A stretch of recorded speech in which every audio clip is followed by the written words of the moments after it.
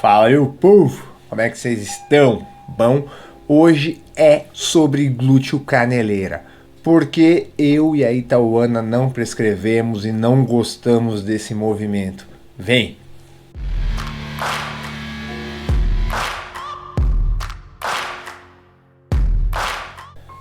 O glúteo é um músculo extra forte, giga muscle burn. Um exemplo são os nossos atletas velocistas. Eu desafio você a achar um velocista que não seja musculoso. Cara, são muito fortes as mulheres, os homens. Olha o Usain Bolt, o tamanho do glúteo dessas pessoas, desses atletas. Já se a gente colocar em comparação com um maratonista, são coisas diferentes, são treinos diferentes. E por que eu tô falando isso? Porque os atletas velocistas, salto em distância, eles trabalham muito forte essa região, a região do glúteo. Como eu disse, o glúteo é muito forte. É um dos músculos mais importantes no agachamento, por exemplo, que sustenta o nosso peso corporal que já é pesado, que aguenta sobrecargas gigantescas. O que você acha que acontece se você colocar ou tentar usar a mesma carga que você faz no leg press, no agachamento, em caneleiras? Nem tem caneleira suficiente para isso, não dá. E se você conseguisse ter caneleiras suficientes, você não ia conseguir nem levantar, ia fazer um movimento contrário. Resumindo, o glúteo é muito forte e esse movimento do glúteo caneleira é ruim. Vamos ver então agora os vídeos com a Itauana que a gente fez aqui para tentar exemplificar melhor. Time, agora um exemplo sobre o torque, a importância de entender torque. Como já disse, torque, força versus distância.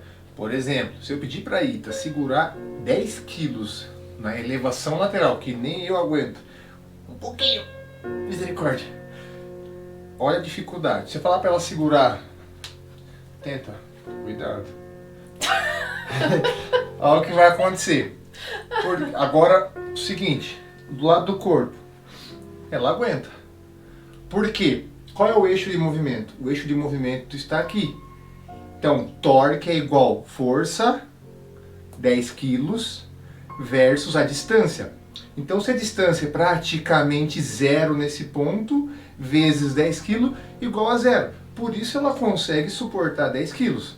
Agora, se a gente distanciar do corpo, o eixo de movimento está aumentando. Aqui então, torque, força versus distância. Vai ficar um peso muito alto para ela. O que acontece? Desaba. Beleza? Esse insight eu quis fazer com o ombro para ficar mais explicitado, melhor exemplificado. Time, vou usar a Itauana, a mais linda, como exemplo para tentar exemplificar algumas coisas do glúteo caneleira. Então, primeiramente, vamos para aquela posição legal de ficar na academia. Mas um dos motivos que a gente não gosta desse movimento. Beleza, tá aqui, 4 apoios. Qual é o movimento que a gente vai executar com essa perna aqui? Faz o movimento da caneleira. É esse movimento do glúteo caneleira. Com, claro, uma sobrecarga aqui. Fechou. Então, ele é um movimento curto. Primeiro ponto ruim. Esse é o alongamento máximo do glúteo.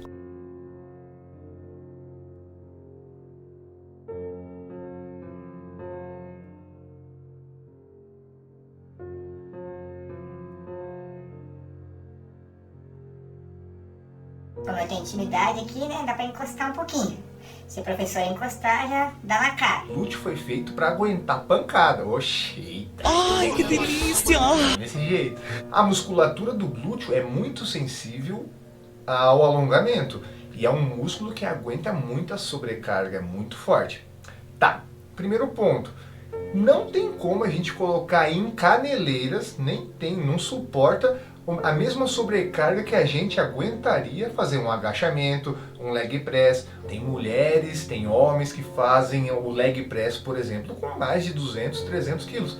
E se colocar 300 quilos aqui, o que acontece, Caíta? Perigoso ela levantar aqui, ó. Não tem como. Então, já é para sobrecarga, é ruim. Qual é o eixo de movimento do glúteo caneleira? É essa linha reta, beleza? E o ângulo que vai ficar o maior ponto de aplicação de força? Mais ou menos nessa linha aqui, ó. Vou tentar colocar. Então, quando ela fizer um movimento, aplicação de força e eixo de movimento. E o ponto de aplicação de força fica muito próximo. O que vai acontecer no momento de maior alongamento do glúteo? Que é esse movimento aqui, ó. Essa região para baixo é o ponto que o glúteo está mais alongado, como no agachamento, imagina. O que acontece? Maior alongamento, a sobrecarga vai estar nessa região. Ou seja, torque igual a força versus distância. A distância é zero. Se você tiver com 100 kg, 100 vezes zero é zero. Então o momento que o glúteo precisaria de uma maior sobrecarga, uma maior tensão, é zero.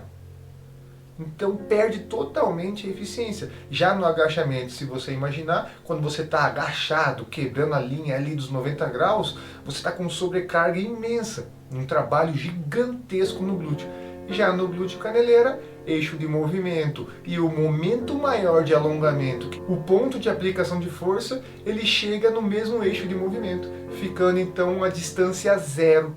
Zero vezes qualquer coisa, zero. Perdendo totalmente a eficiência do movimento.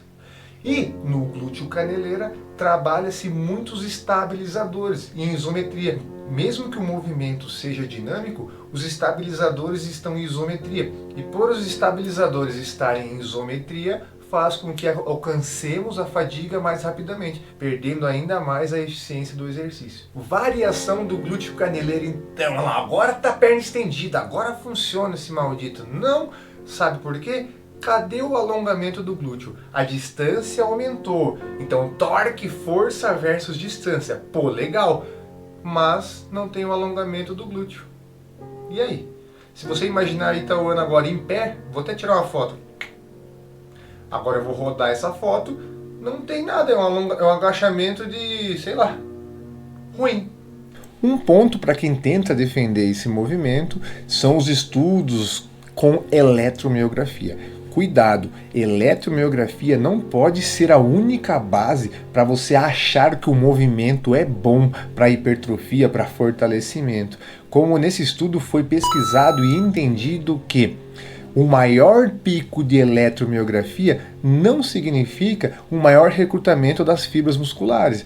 Não significa que você vai ter um melhor resultado. Não significa que fazer esse movimento é melhor que um agachamento.